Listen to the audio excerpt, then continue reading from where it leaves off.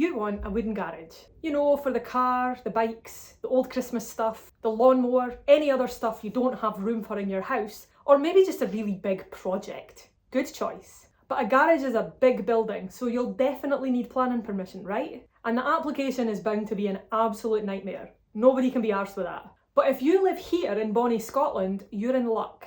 Permitted development is here to save you. And because of permitted development, your garage might not need planning permission after all. Here's how to check.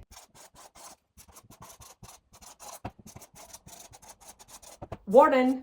Watching this video can seriously improve your knowledge of timber garden buildings and may lead to you making excellent choices. We're Gillies Mackay, and with 35 plus years of manufacturing timber buildings here in Scotland and a decade's worth of Sheducational behind us, we can help you make the right choice for your garden. If there's something you'd like to know about timber garden buildings here in Scotland, your questions are always welcome. Make sure you don't miss out on any videos by subscribing to the channel, and if you like this video, well, you know, like this video. How can you tell if your garage needs planning permission? The official, definitive answer is that you check the specific details of your project with your local planning authority. But if that sounds like a whole load of admin, we've got a handy checklist of questions that you can answer to get you started. Question 1. Are you running a business from your garage?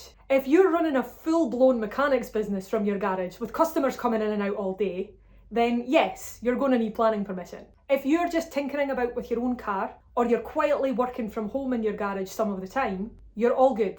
The general rule of thumb is that if your business's postal address is not your garage, then your garage isn't business premises. If you can answer no to this question, then so far there are no reasons for you to need planning permission. Number 2, do you live in a tenement or have upstairs or downstairs neighbours? Your neighbours are not going to be too chuffed if you plonk a massive garage in your shared garden space, or if that big huge building is suddenly blocking their view or their sunlight.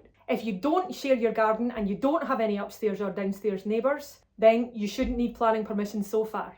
3, is your garage going outside of your garden? Yeah, you can't put a garage there, planning or no planning. If it isn't your land, you can't build on it. It's as simple as that. And if you've answered no to this quite obvious question, then there shouldn't be any reason for you to have planning permission so far. 4, is the garage going in front of your house? This is where things get a little bit more complicated. If your garage is going in the front garden or at the side of your house where that side faces the road, you'll need planning permission. Planning permission is obsessed with how things look from the road. The safest spot for a garage is in the back garden. Number 6. 6? Yeah, 6. Is your garage going within 1 metre of a boundary? If your building is within 1 metre of a boundary, that's a fence, a wall, a hedge, an imaginary line between your property and your neighbour's property, any part of the building that's in this 1 metre area must be under 2.5 metres tall. Otherwise, it needs to be set at least 1 metre away from that boundary so the planning police don't come for you. Number 6. Is your garage more than 4 metres tall or more than 3 metres at the eaves? The bit where the wall and the roof meet. Yes, if you're building the world's tallest garage, then yes, you will need planning permission. But these limits are unlikely to apply to a single storey garage. 4 metres and 3 metre eaves is really quite big. Number 7? Number 7, is the garage going to take up more than 50% of your back garden? Apparently, you can't just fill up your backies with buildings and nothing else. So if you were planning to just have a network of 5 garages and completely fill up your garden, I'm afraid that would definitely be a planning permission situation. The permitted development rule refers to 50% of the total curtilage of the house.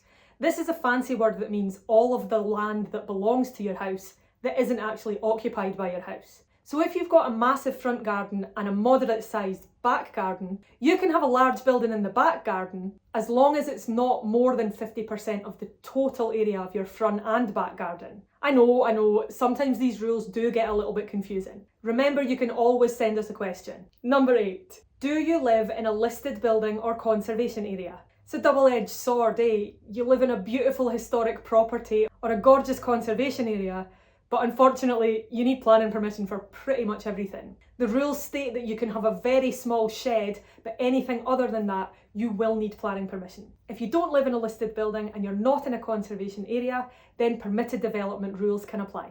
Here's the comforting part. Even if you do need planning permission, it's really not the end of the world. Yes, there's going to be a wait between several weeks and sometimes several months for the application to go through. Yes, you are going to have to pay planning permission fees. But none of this means that you can't still have your dream garage. And some garden building companies even offer a planning permission service, like we do. We'll get our planning permission ninja grant right on it, and you won't have to lift a finger. So, do all wooden garages need planning permission? No, not necessarily. But some do, and there's no need to panic if that's you. If you have any other questions about permitted development and planning permission in Scotland, let us know in the comments. Questions are our favourite. Thanks for watching.